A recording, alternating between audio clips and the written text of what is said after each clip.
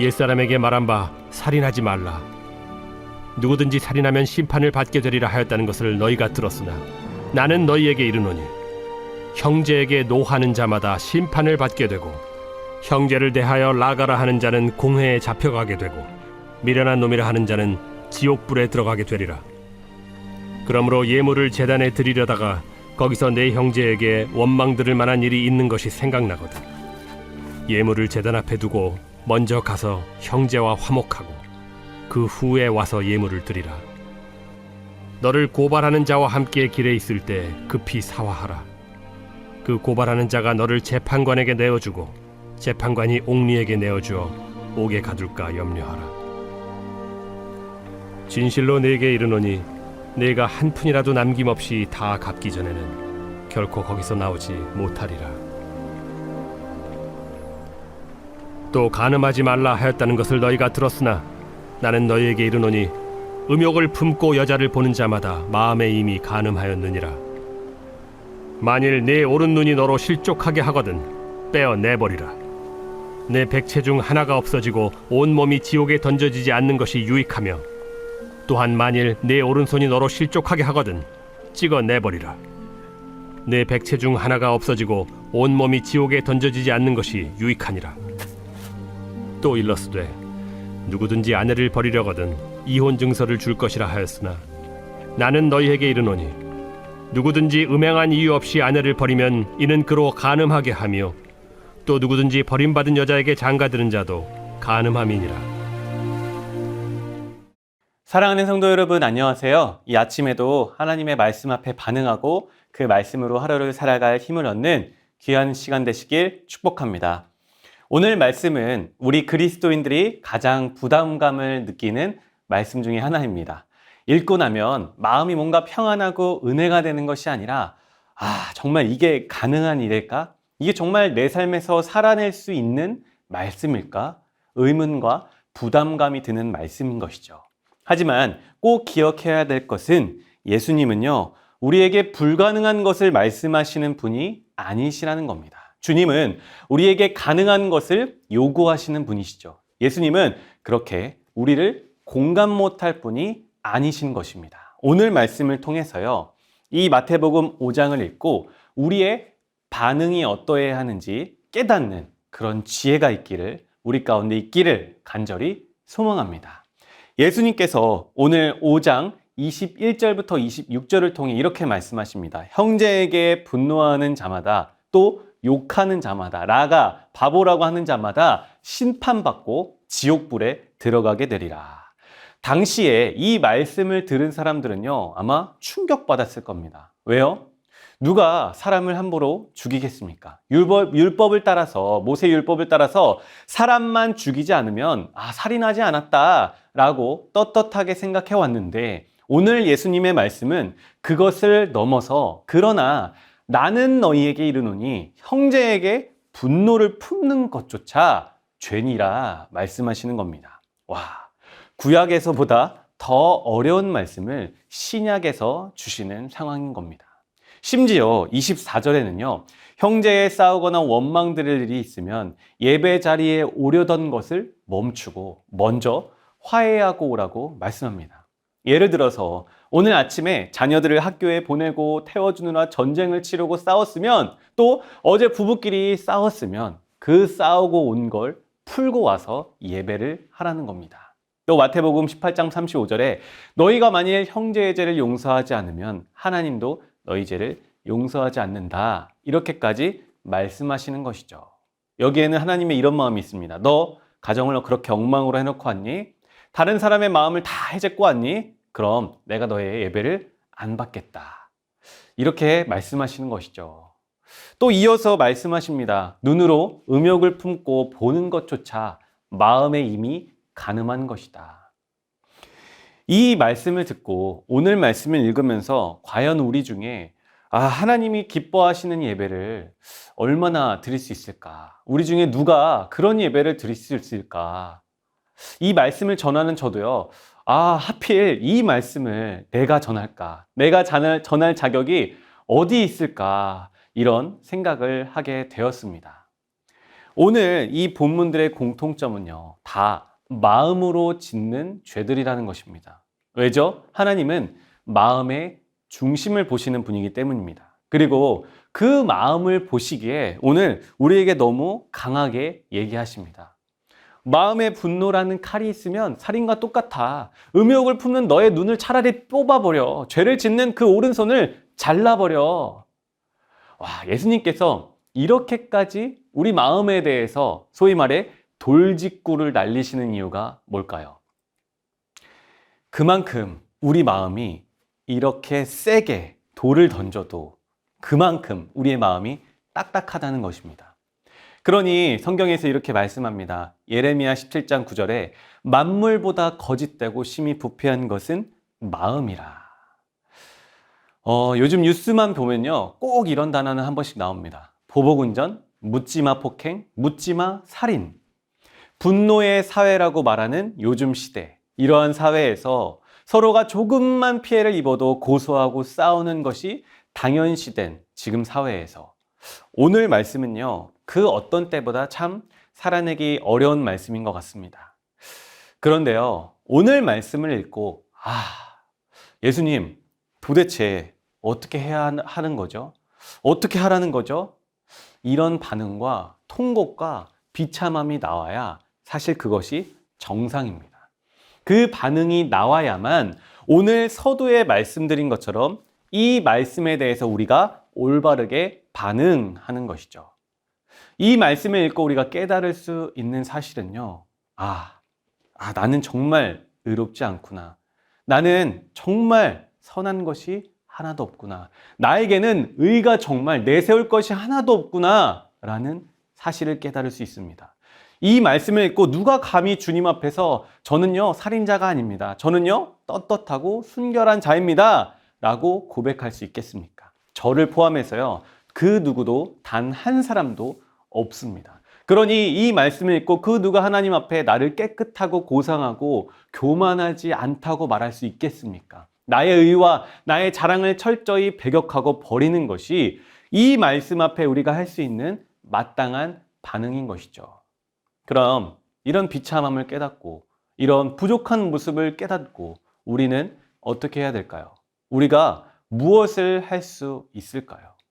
두 가지밖에 없습니다. 첫 번째는 오직 예수 그리스도의 의를 의지하는 것밖에 없습니다. 그것 말고는요, 이 말씀 앞에 우리에게는 대안이 없습니다.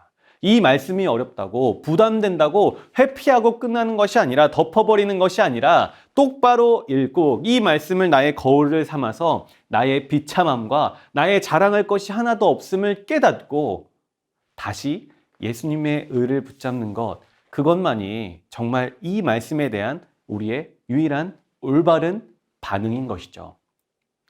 예수님은요, 이 말씀을 우리가 할 수 없는 것을 너무나 잘 알기에 공감하시기에 주님께서 내려올 수밖에 없었고 또 십자가에서 저주를 받을 수밖에 없었고 자신이 철저히 순종하셔서 그 의를 대신 우리에게 주실 수밖에 없으셨던 것이죠. 내가 성경을 더 많이 하네. 내가 사역을 더 많이 하네. 내가 잘하는 게 참 많네. 이러한 기준이 아니라 나의 속사람이 얼마나 더러운지를 이 말씀을 통해서 보고 날마다 주님의 의를 옷 입기 위해서 믿음으로 나아가는 것, 그것이 이 말씀을 대하는 우리의 유일한 올바른 반응인 것이죠. 그러므로 사랑하는 성도 여러분, 날마다 예수 그리스도로 옷 입으십시오. 하나님께 나아가려면요, 우리가 예수님의 옷을 입지 않으면 우리 존재로는, 내 옷으로는, 더러운 이 모습으로는 절대 나아갈 수 없습니다. 그러니 예수님의 뒤에 숨으십시오. 그리고 예수님의 옷자락을 붙드십시오. 예수님의 뒤에 숨는 그 행동만이, 그 마음만이 가장 지혜로운 길이요, 가장 안전한 길이요, 매일매일 우리가 걸어야 할 길인 줄 믿습니다. 두 번째는요, 끝까지 예수님을 닮아가기를 포기하지 않는 것입니다. 조금 전까지 말씀하신 거기까지만 말씀을 들으면요, 이렇게 생각하기 쉽습니다. 그래, 이 말씀은 결국 내가 못 사는 거니까, 못하는 거니까 포기하고 예수님만 잘 믿자. 그래, 형제를 미워하고 마음으로 죄를 품어도 회개하고 용서받으면 그만이지. 이거는요, 우리가 쉽게 빠질 수 있는 생각입니다. 하지만 하나님은 우리에게 거기서 그치게 하시지를 않으십니다. 얘야, 너가 옷 입은 그 맏아들 예수를 닮아가기를 절대 포기하지 말아라. 우리를 의로운 자로 받아주신 그 하나님께서 여기서 그치는 것이 아니라 이 땅에서 이제 거듭난 자들이 살아갈 새로운 목표를 주시는 것입니다. 그게 무엇이죠? 예수님을 닮아가는 것이에요. 예수님이 어떻게 사셨습니까? 예수님이야말로 우리보다 정말 매일매일이 분노하고 짜증할 것 투성이셨던 분이셨을 거예요. 3년을 가르치면서 맨날 데리고 다녀도 말을 듣지 않는 허물투성이인 제자들 그렇게 가르쳐고 또 기적을 경험하게 해줘도 예수님을 못 받아들이는 그 무리들. 만약 저였으면요, 제가 예수님이었으면 하루에도 수십 번 분노했을 거고 내쳐버렸을 거예요. 하지만 우리 예수님은 어떻게 하셨습니까? 그들을 불쌍히 여기시고 용서하고 긍휼히 여기셨어요. 그렇게 사셨던 예수님이 멀리 계시지 않습니다. 바로 내 안에 계시죠. 그 예수님이 내 안에 성령으로 임재하셔서 지금도 나를 다스리고 계십니다. 그냥 단순히 2000년 전의 얘기로 끝나는 것이 아니라 지금 현재 나의 삶을 다스리고 계시는 것이죠. 예수님의 의를 믿고 의지한 우리이기에 그 예수님이 이제는 성령으로 우리 안에 찾아오신 것이죠. 그 성령님이 우리가 예수 그리스도를 옷 입는 것을, 그 성령님이 우리가 예수님을 닮아가는 그 일을 도와주시러 오셨습니다. 나의 힘으로는 예수님을 닮아가는 것이 정말 불가능하지만 불가능한 그것을 가능케 하기 위해 보혜사 성령님, 나를 도우시는 성령님이 내 안에 도우시러 임하신 것이죠. 내 안에 계신 성령님이요, 성령님, 나를 좀 도와주십시오. 이 부족한 제가 예수님을 닮아가게 좀 도와주세요. 예수님처럼 나도 형제를 긍휼히 여기고 용서할 수 있도록 도와주세요. 라는 이 기도를요, 무척이나 기뻐하시고 기다리십니다. 내가 도움의 손을 뻗는 그 기도로 말미암아 우리의 육신이 연약하여서 할 수 없는 그 일을 내 안에 계신 성령님이 가능하게 하시는 겁니다. 성령님을 의지하면요, 비참한 나를 벗어나서 하나님께 칭찬받는 인생으로 변화시켜 가시는 것입니다. 그러므로 사랑하는 성도 여러분, 성령님을 전적으로 의지하십시오. 이 말씀 앞에 성령님을 의지하여 예수님을 닮아가는 그 이 땅에서의 목표를 절대 포기하지 마십시오. 난 안 돼. 이 말씀은 불가능해. 이런 부정적인 시각으로 나를 보는 것이 아니라, 아니야, 너는 할 수 있어. 너도 예수님을 닮아갈 수 있어. 왜? 나의 능력으로 너를 도우니까.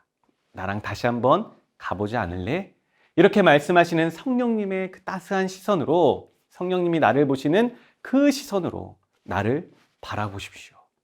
성령님이 나를 보시는 그 예수님의 옷을 입은 그 존귀한 시선으로 나를 보시기를 소망하고 또 그렇게 보시기를 간절히 축복합니다.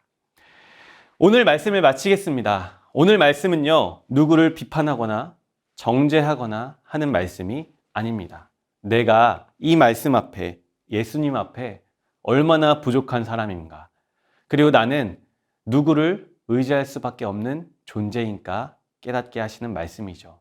이렇게 부족한 내가 누굴 붙잡을 수밖에 없는가, 또 어떤 믿음의 길을 걸어야만 하는가를 알려주는 분명한 말씀인 것이죠. 오늘 이 주님의 강력한 돌직구 말씀 앞에 나의 마음이 얼마나 악하고 부족한지를 돌아보시기를 간절히 소망합니다.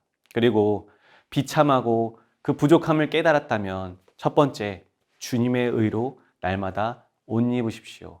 그것밖에는 우리의 자랑이 없습니다.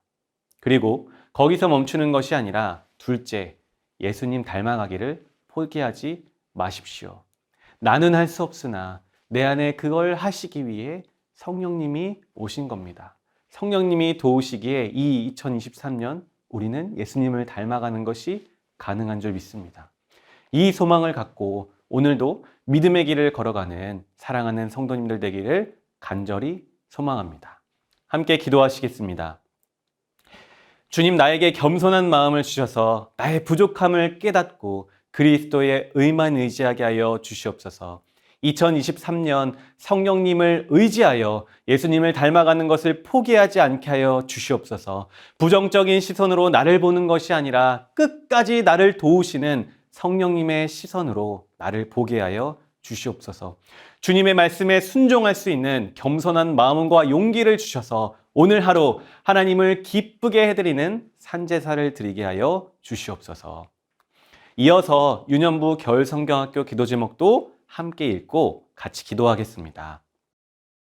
부모님, 자녀가 함께 드리는 예배와 기도회를 통해 가정 전체가 하나님을 1번으로 사랑하는 마음이 회복되는 놀라운 은혜의 시간이 되게 하소서.